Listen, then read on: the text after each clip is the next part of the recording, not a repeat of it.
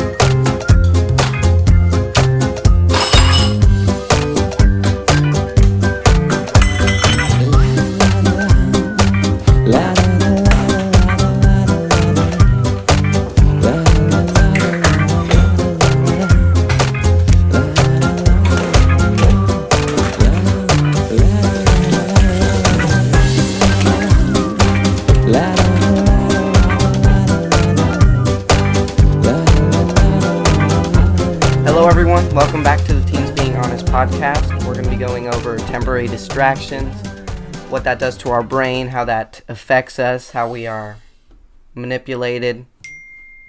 Hold on, let me take this 1 second. Alright, yeah, we're going to go straight into this podcast. Emma, how you doing? I am doing fantastic. How are you? I'm doing good. I'll start off. So, with distractions, right? We all encounter problems in our lives. That's just a normal thing. All teens go through it. All people in the world go through problems. But as teens, we're sort of learning not to deal with our problems, but instead use distractions, whatever it may be, social media, YouTube, Netflix, the etc., or video games, stuff like that. And we're sort of learning that we don't need to deal with our problems. We can just shove them in a box, dig them under the ground, and just bury them away, and we don't have to deal with them. But then those problems come back up, and they're shoved in our face, but then we keep going back to those distractions. Right? So what I do and still do is use videos or social media just as that instant gratification, right? So I don't have to ever be bored or ever feel alone, that I can just instantly be entertained, instantly be liked, instantly communicate with friends. A perfect distraction. It's like a numbing to any uncomfortable feeling that you might have.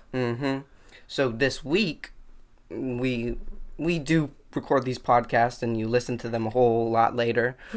So this week we've finally released our first podcast, and I just had so much anxiety. I know we did an anxiety podcast where I lifted my anxiety up, but then my anxiety transferred over to another thing, right? Instead of being popular and being liked, I want to be popular for God. And that just burdens me so much, right? Because I want this podcast to do well. I want to reach as many teens as possible. Yeah, there's a pressure. Sure. And I just felt all that pressure, right? I felt all that pressure. And I gave up YouTube. I gave up Netflix. I gave up whatever I could to just sort of focus on the ministry and focus on bettering myself, so I'm not like a hypocrite, right? That I'm saying all these things and I expect people to listen to me, but I don't do them myself. Yeah. So this week, the podcast goes up and I'm just devastated. I'm just devastated. I can't do anything. I start by turning to prayer, because that's what I've been doing lately, and that's... what did you turn to? The prayer. Prayer, okay. Yeah, and it wasn't working, and I was like, this is supposed to work, so I threw that in the bag already, and I know I'm not supposed to do that, but I did. Then I knew I had to do some Instagram stuff, and I don't use Instagram like it's this... I don't use it all the time. I'm on it 24/7. Yeah, I'm not on it 24/7. I never was into Instagram. I had it, right? Or whenever I would post a picture, I would be into it, like, how many likes I get, how many comments I get. I know. But that's not me. That's not what my problem was. But I pulled out Instagram and I started posting the first post on our Instagram, and then I just started scrolling through I know. I got anxiety about that too, actually.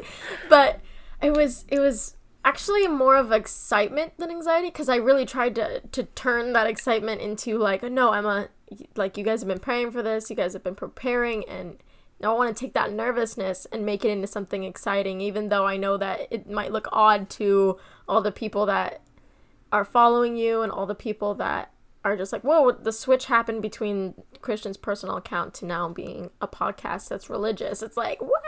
That's what I didn't do. I just panicked. I was going crazy. And I kept scrolling, not through our own stuff or anything productive, but I just spent hours going through, Daquan. Yep. Yeah, I just spent hours going through that and just watching all his different, like, little short clips, like, oh, this is so funny. Oh, like, I have no problems, right? And then I just woke up after, like, an hour of just scrolling through it for no reason. Not just his stuff, but just all photos, all things in general, checking up on people, right? And I just was like, what am I doing? Yeah. I have to get stuff done. Of course, I didn't get stuff done. That's me, but about 5 hours later when I realized my whole day I just spent on my phone. Yeah, on Instagram. It becomes our distraction, right? So I had all this anxiety about this podcast, and I didn't want to confront it, right? I didn't want to be in the silence. It's uncomfortable. Uh-huh. And it was, and I you're supposed to be able to use that energy and do something with it, but I was not able to do that, right? I just sat there, did nothing. I did nothing. I feel you. And that feels terrible. It does. But I didn't change. I kept, and I'm going to go into like what I did before when I would just use YouTube as a distraction, right? Right. Because I never got into Netflix shows or binge watching too much. It was more of a habit and a comfort blanket, which I feel like when I tell my story, comfort blanket is going to come up a lot because I had a lot of them. And when you're in it, when you have that blanket over you and you're so comfortable, you're like, the last thing that you want is that blanket to be ripped off of you and you to feel so vulnerable and exposed and hurt. And you just have to feel that. I know a lot of teens listening to this, or people in general, feel that way after a relationship. In a relationship, especially ones when you're a teenager, can be definitely a comfort blanket. And I've noticed that at a young age, you cling to people more often and in a heavier way because you just like need that person. You need that attention. You need that attention. You need that. You need it. Yeah. Or you think that you when need that it. relationship ends, exactly. It's that comfort blanket being ripped off of you, and then you want to fill it with other distractions. Or if the relationship's a little shaky, yeah, but you want to stay in that relationship, act like everything's gonna go back to normal, right? And that's a problem for everyone, right? That's a problem for everyone in the world. Yeah. Wanting things to go back to normal. You talk about coronavirus, everything going on. Everyone wants to go back to normal, but we're always going to be insecure if, we base our hope on outcomes. I've been thinking about that a lot too, actually. The whole thing that's going on with the world, and just how it's changed everyday life, and it's made people I feel a lot more scared and a lot more just with all of our goals and our plans being stopped, like our graduation being not happening anymore and our proms, we want to fill that discomfort with temporary things. Cover ourselves with a comfort blanket. Yeah, I think it's a totally human thing to feel discomfort and want to change that, and we turn to things that aren't really that good for us or that seem good for us, but in the long haul don't help us in any way. Meaningless stuff. And so that's why you were talking about social media, and that's a big one for kids our age. So. Yeah, and I'll finish the point that I wanted to make with that. I just turned to Instagram, right? As if that was going to release me of my anxiety. The only thing that it did was made it worse. Made me think, oh, I'm so terrible. I was scrolling through Instagram doing nothing when I have stuff to do. I got things to do. but it just halted my whole day. I didn't really get anything done, right? And throughout the week, I was I got stuff done, but I wasn't as productive as I wanted to be. You didn't feel satisfied or accomplished and achieved. Yeah. I felt less satisfied than I would have without scrolling through Instagram, and I turned to Instagram, more and more. But I just had to sort of put it away because I don't want to fall back into that. And it's an old habit. With what you're talking about with relationships, I haven't really dealt with serious relationships, so I want you to be the one to actually comment on that and actually bring light to that comfort blanket being ripped off in that, because comfort blankets are for everything. Yeah. Distractions can become addictions if we, desire to be comforted, desire that instant That's all we gratification. think about. It's an obsessive habit. And it's a need. Definitely. So you go in. Can you go into your story about that? And because I don't know what it's like to be involved in a serious relationship and then have that comfort being taken away from me. I can't comment on that because I don't know. Right. So, okay. It's something that I feel like a lot of people can relate to. And not just with relationships, but a lot of stuff like you were mentioning we use as temporary distractions. And I'll call out a few things. So, sex, drugs, alcohol. Some people use shopping and materialistic items. Some people use the opposite sex, boys and girls, relationships, porn, food, social media, materialistic stuff like cars or money. Video games, beauty, just people use whatever they can to make them feel less uncomfortable and more accepted in what they believe in, what they think they are or think they need to be. Exactly, who they are. So whatever you use to numb the pain, it can only numb it for a short period of time. Whatever you use to escape, it can only take it away for a little while. Yeah. And so, for me, a lot of those things that I listed, I found myself doing more and more. So, for example, when you are in a situation where you realize, let's just say something big is happening and a relationship's not working out and you need to get that person out of your life, you can do one of two things. You can accept that, move on, and work on yourself, better yourself, and focus on not distractions, but things that will make you feel better, more meaningful after the relationship. Or you can put all of your attention into numbing your pain, because breakups are extremely painful. Family issues are extremely painful. Mental health is extremely painful. Whatever you're going through is extremely painful. And just because you might think somebody has it worse, it doesn't make your pain any less, because it's the worst thing that's happened to you. So, with all that being said, I turned to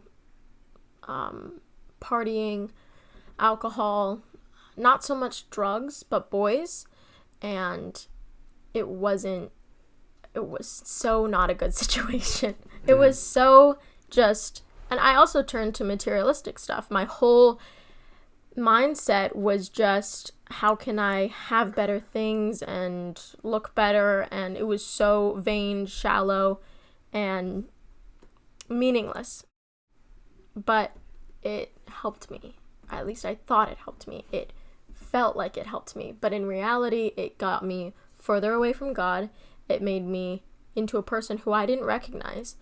And it took me asking for help to get myself out of it. And I want that stigma, that taboo, to go away permanently. Asking for help is not weakness at all, ever. Asking for help from a professional, asking for help from your family, asking for help from somebody that you trust, an adult, a friend, it is never weakness. Crying, having breakdowns, being sad is never a weakness. Showing your emotions, it's never a weakness. That goes for boys and for girls. And I think so many people need to feel those emotions, go through it, and come back healed. And the way that you can do that is if you focus on things that aren't temporary. Like the list of stuff that I went through. It's hard. It's extremely hard. It's one of the things that makes us all so human is feeling that need to be loved, have attention from somebody, feel good, put on our makeup, have good clothes, even work out. People use working out and going to the gym as a comfort blanket, as a way to make themselves feel better and be better over everybody else. And that's really not a solution. It won't heal you and it won't make you feel better. I want to give an analogy to what Sure. you're talking about. So a person gets a wound, right? And this wound, it's deep within the, they're bleeding everywhere. It's a deep cut. Now, it's painful to heal that wound, but it's not so painful just to ignore it and cover it up, right? Sure. Yeah, it's already, because you already have that pain from the wound, right? Mm-hmm. And covering it up doesn't destroy the pain or get rid of the pain, but it makes you ignore the pain, and you've covered it up, you bandaged it up, but you haven't uncovered that internal bleeding, right? Mm-hmm. You've let that stay. It now fester and pusses and grows. So that turns into more pain, but working to heal that also takes more pain. You go into the wound, you do stitches, it takes more pain. In fact, it could be way more painful up front when you're dealing with it in the beginning. Exactly. So then you're left with the option, well, I can just cover it up and leave this wound there and deal with it later, right? But then that wound deal with it at all. Yes. And that wound just festers, becomes, like you said, pusses, whatever it is. It becomes worse and worse until you're unable to walk with that leg or write with that arm. But instead, if we address our problems, if we address it head on, it's going to be painful. Mm-hmm. It's painful to address your problems. It's painful to try and work at getting out of it. But then, once you get out of it, you're healed and you don't have to deal with that pain anymore. Now, it's hard. It is hard. It really is. It's not listen to this advice. You got this, guys. I'm giving you the basis, and then your life is going to be perfect after that. No. No, your life will not be perfect. That we're humans. That's not who we are. But not putting that little bandage over it and just covering it up, that's not what we're supposed to do, right? If we saw what that wound was doing to us, we would try and do something about it. But if we just put it aside and don't want to deal with it, that wound is still there. It doesn't leave. No. Now, I want to tell you the best healer that I know. His name starts with a J, ends with an S. Name's with Jesus. Defeated HE double hockey sticks. My boy, my personal G. Jesus Christ, the Nazarene. Best healer around. Oh my goodness. Helps us out. I'm not even kidding. Because I left those wounds, all my wounds, whatever they were. We're talking about temporary distractions right now. But with temporary distractions, it's disabling wounds or putting aside wounds, right? But the best healer I know is Jesus. He wants to take those wounds and then somehow make something good out of it, right? I don't know how that's possible. How can I give my anxiety to God and then it not become a burden on him, right? Mm-hmm. That doesn't make any sense. That doesn't make sense to me, but that's what God does. Mm-hmm. If we offer up that pain, we offer up those wounds, God not only goes with us or works with us through our problems. Even though it's painful, we might feel like he's not there. He is. But if we choose to turn away from him, that only creates more pain. Mm-hmm. And it's so hard to know that because what we're told in our society or just in school or just with our friends is, God's weird. Why would I want to turn to him? Or boring or not fun or won't actually fix anything. But what my friend told me yesterday was, because she was dealing with a lot of pain. And she said, not believing in God wasn't working for me. So I really had nothing to lose. Why not believe in him? Like, why not? why not try it out? And if nothing really comes of it, nothing really happens, nothing good for the better, I didn't really lose anything. I'm back at square one. And the second that she was open enough to accept that grace, that mercy, that love, it transformed her in a way. And which is why I want to really address the viewers or the listeners who are in situations like that, who are in temporary distractions like relationships, or addicted to something like social media or porn or drugs or alcohol, whatever, is that there's a way out of it if you want it, if you can see that, and if there is a change that you desire. Because we can talk all day long, every day, but what God really wants is a heart that will reach out to him, and that will be open enough to be like, there needs to be a change, and I want to help heal you. He can cause you to rest if you're feeling emotionally exhausted. He can heal you physically, spiritually, mentally, emotionally. And it's not that I want to speak in a, forceful tone of like, you need to read your Bible and open up and be with God and surrender. It's really just the Holy Spirit is beautiful. And I want to showcase that through love and through showing that the world doesn't really have a lot of it anymore. And you're not alone in whatever temporary thing you're feeling, this void, this wound. Yeah, it's festering. Yeah, it's hurt. Yeah, it's painful. And you might have put it off for years even. But it's never left your conscience. And so why not make a change? Why not just try it? He will fight for you. And you might seem like you've been fighting your battles alone this whole time, but you haven't. You're not. You don't have to anymore. And you might be like, okay, well, that's easier said than done. How do you just open up to something you don't believe in? You close your eyes, open your palms, and you say, God, I'm here. I'm here for you, and I want to get to know you. And then little by little, the more your mindset changes, the more your life starts to change, the more you realize signs of like, oh my goodness, that's beauty, that's love. This person walks into your life suddenly. You surrender all of your pain and you start working on it little by little. It's hard. This is what life is, guys. It's hard. But when you're working towards something beautiful that's not temporary, that's God. You can be transformed into someone that is completely different and beautiful, and which is why when I talked to you guys about how coming out of a relationship, I filled it with temporary stuff. I lost who I was, guys, and I had to turn to help to get me out of it because I wasn't strong enough. Not even that I wasn't strong enough. I was so lost. I needed something to help me, something that was good, something that wasn't going to distract me. And boys and girls at our age are distractions because we need to be focusing at such an influential time of our lives. And this is easier said than done, but it's imperative. It's important. It is transformative for your entire life.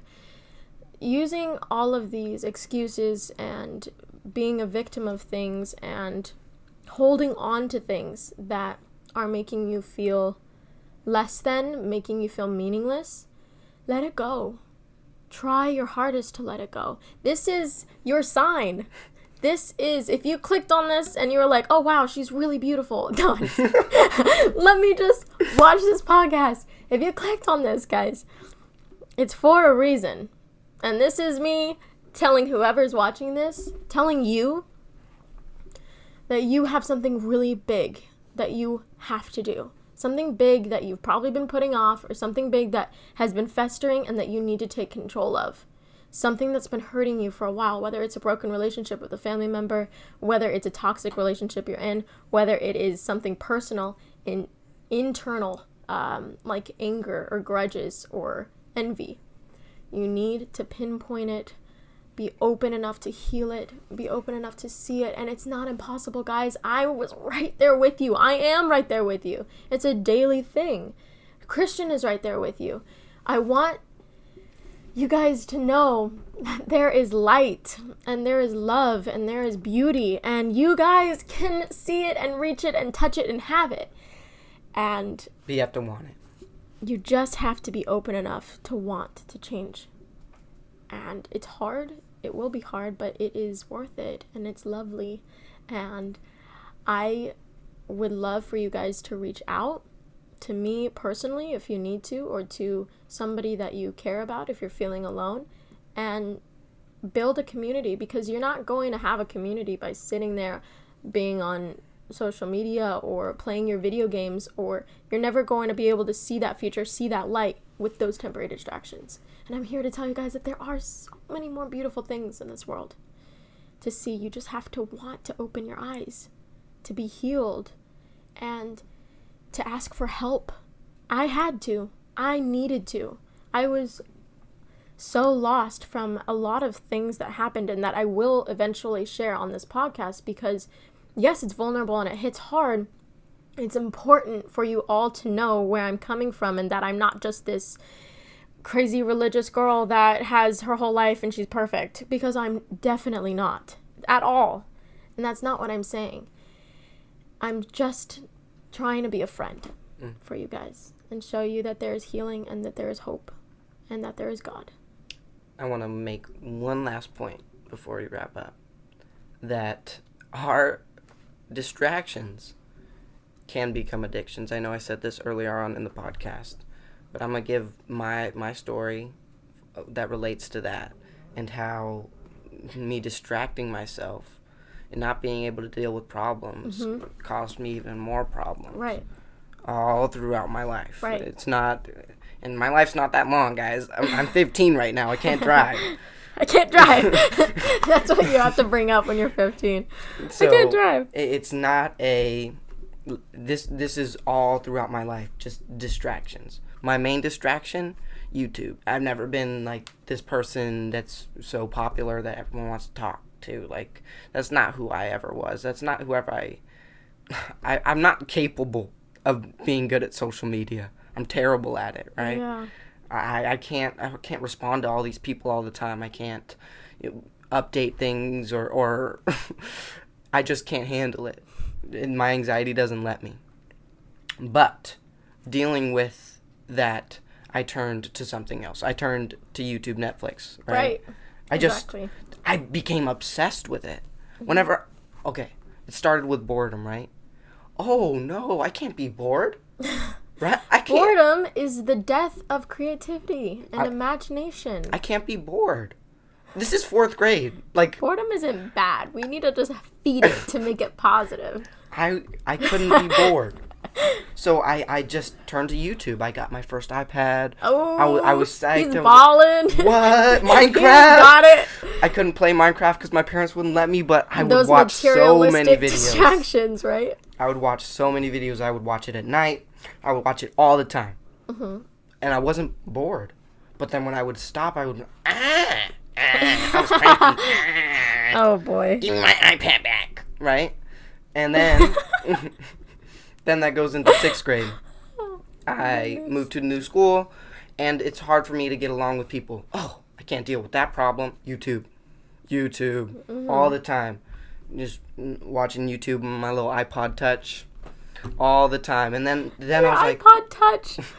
Wow. Oh my goodness, I remember. Wow, all these guys are playing Xbox. I need to get an Xbox. Right. They tell me to get an Xbox 360 because that's all they have.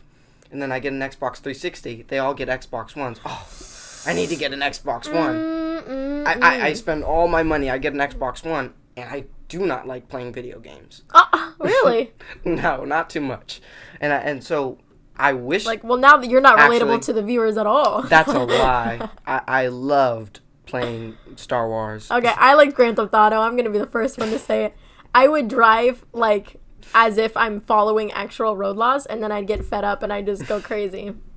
But yeah. We all do that in Grand Theft Auto. It's sort of I'm really bad at It's how I was gun practicing games, to but driving. I'm willing to learn. So, I turned to video games, still didn't work. And I still had that problem of not being able to totally connect with these friends. So, since I couldn't play video games all the time because my parents wouldn't let me, and that's on a TV, so it's not as easy to hide, right? That's understandable, though. So I just turned back to YouTube and just would watch people play these video games. So how'd you get through it? How'd you get over it? I still had more to come. I still had more YouTube to watch. I still had more Netflix to do. So in high school, I get those friends. I get those friends that I desperately desired, but then they're doing things that I don't want to do, and I just distract myself. It wasn't what you thought it exactly. was going to be. And so I distract myself. I just got to watch YouTube. And then my problems will go away, right? All those problems still built up. I still had, difficult being bored.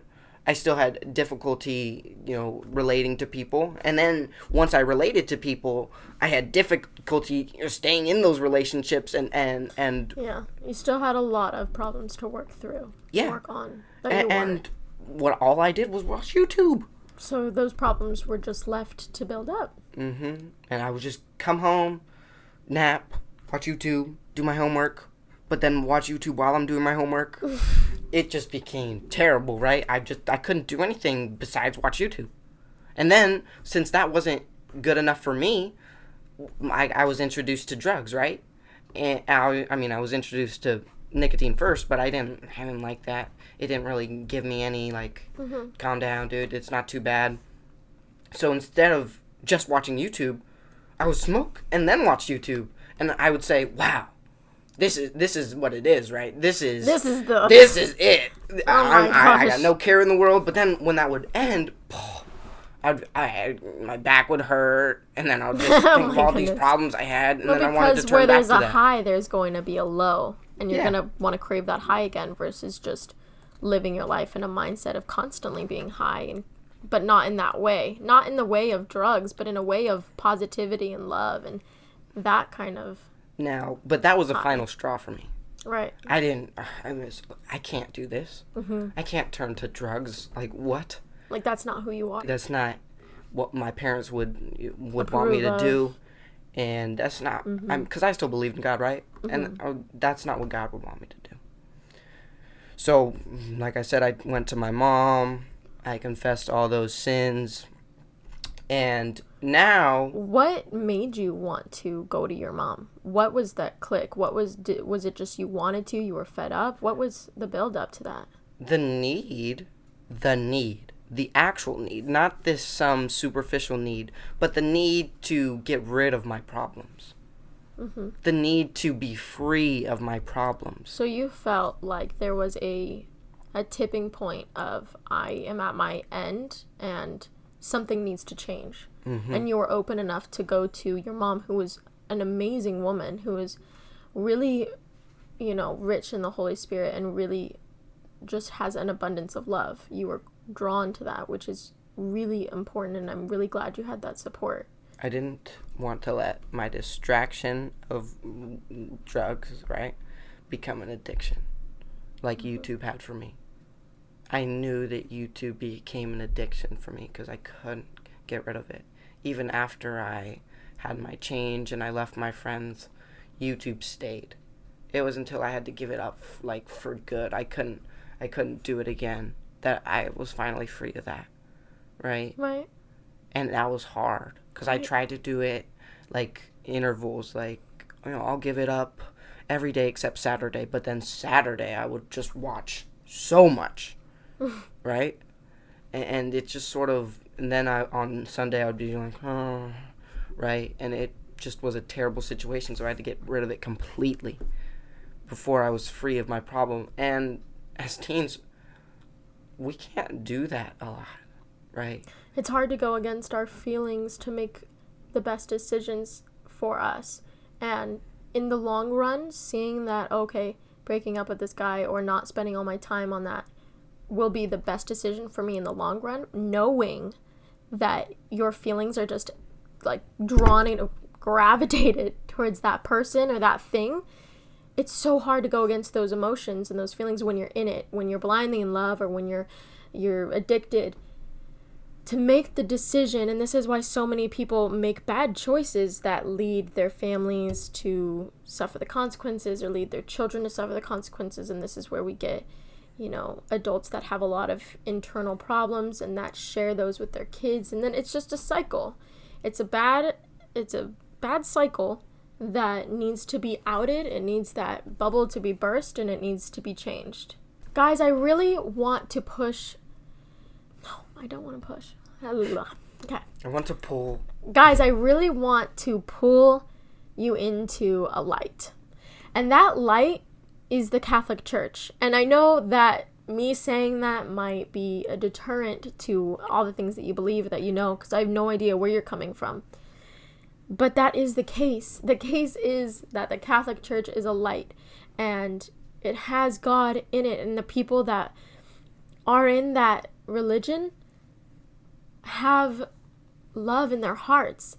Good people can be found. And if you have a situation that you were put in, or you have a past and experience where somebody in a church, in a religion was mean and nasty to you, I want you to really realize that there is a difference between that judgmental, evilly influenced person that doesn't have that connection to God, and somebody that feels it, somebody that surrenders to God, somebody that wants to spread love and positivity, and that will love you no matter what your background is. No matter if you think you're so far beyond saving or so far beyond holy. It's not even about being extremely perfect, because Jesus never wanted you to be perfect. He wanted your heart. And I really want to invite you all. I really want to reach out my hand to you all. I really want to throw that rope to you all, that the Catholic Church has it for you. The Catholic Church has that freedom that you'd be looking for. The Catholic Church has God. And you might be thinking to yourself, if you're of a different religion, or if you know of a different religion, well, why is the Catholic Church the one faith? Why is it not better, but, I mean, for lack of a better word, why is it true? And that's because it stems all the way back to Jesus, the Son of Man, the Savior, the man who, it's hard to wrap your head around and to picture it, died on the cross for us, suffered it. The one who loves us and did the biggest gesture of all, which was sacrifice. And all of this is really hard to wrap your head around, especially if you weren't raised religious like I was. But there are little branches that help you get to the core of the center of the Catholic Church. There are little ropes you can climb that help you get to Jesus. And that's light, that's love, that's freedom. There are little things that you can grab onto. And one of those things is filling your mind, if you're a reader, with religious books. Filling your mind, if you're a really big learner, with mentors that are happy and that have love and that save their judgment and their grudges and their resentment for somebody else to deal with, because that is not on our shoulders. You have movies, if you're a visual learner, to watch, like The Passion of the Christ, which will give you an understanding of just a lick of what he really went through for us, which helped me wrap my head around it all, because I've heard my whole life, oh yeah, he died for you, and I'm like, oh, that's awesome, thank you so much. But when you see it, when you actually see the suffering, it's beyond you, and it shows you a bigger understanding. What I want to try to do is I want you guys to feel motivated, to feel loved, to feel wanted, to come closer to God, come closer to the light. And I want to be that vessel in a way, to really reach out to you guys. So if you feel the need, which I really hope you do by the end of this, if you stuck around this long, to reach into the Teens Being Honest DM, to email us or contact us in some sort of way, and that will be a direct link to me if you feel like talking to me would be amazing, and I can guide you to a person that I know which could help you in a better way. I know a lot of people, and I have a community of support that I would love to reach out to you, to the viewers, to the listeners who want to change, who want to stop the temporary distractions, and who want to breathe, who want to love and to cherish their families and to live your life as if you're in a movie. Because that's possible, guys. It's not just me sitting here with the ginormous smile on my face and being ridiculously, annoyingly positive. It is actually obtainable. And I am living proof of that, because I was completely the opposite of who I am now months ago. You can be changed in an instant. And I want you guys to feel loved and wanted in the Catholic Church, because that's the light. That's what you've been looking for. That's your purpose, guys.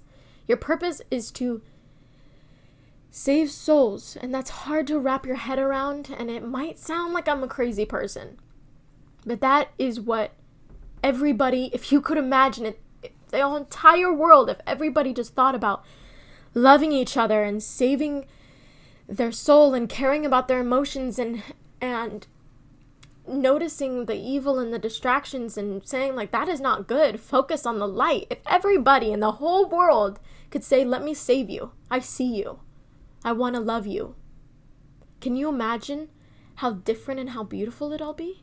Can you imagine how bright and happy and sunshiny and like a movie our lives would be? Because it's possible. It's possible, and I'm here to tell you that it's possible. I'm not always in a good mood. I'm not perfect at all. I'm not always what you might see on the other side of this screen.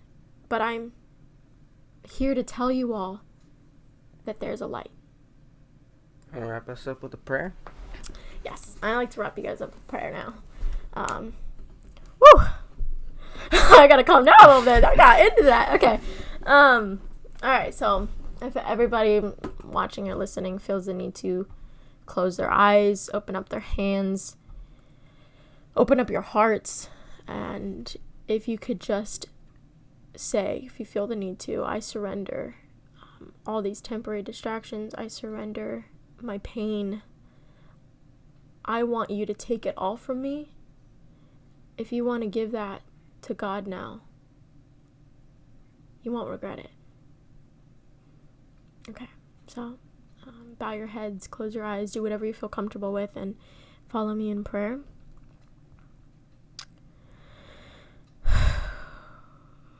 Jesus, Lord, God, thank you.